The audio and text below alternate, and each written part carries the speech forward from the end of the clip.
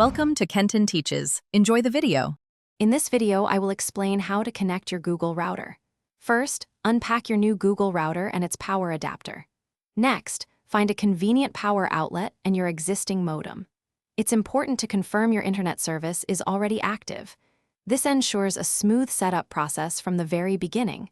We'll cover each step clearly, making it easy for you to get online quickly and efficiently.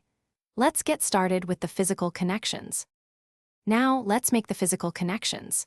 Take the included Ethernet cable and connect one end to your modem's LAN port and the other to the Google router's WAN port.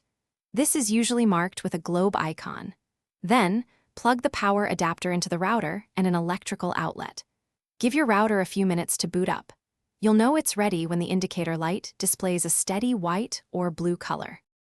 Hey everyone, if you're finding this video helpful, please hit that like button and subscribe for more tech tips. Quick recommendation, upgrade your clean game with the Shark AI Ultra Robot Vacuum. It's voice-controlled, self-emptying, and pet-friendly, making your home smarter and cleaner. You can find the link for this amazing robot vacuum and other great deals in the description below. Now, let's get back to the video. With the physical connections complete, it's time for the app setup. Download the Google Home app from your device's App Store. Once installed, open the app and sign in using your Google account. The app will guide you through adding a new device. It will likely detect your new Google router automatically.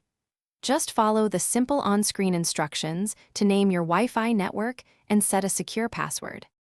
After the initial setup, you can customize your network. Choose a unique and memorable Wi-Fi network name, also known as an SSID, and create a strong, secure password. For visitors, consider setting up a separate guest network. This keeps your main network private. The Google Home app also allows you to explore advanced settings, such as port forwarding or DNS configuration, if you have specific needs for your home network. Thanks for watching. Please subscribe if this video was helpful.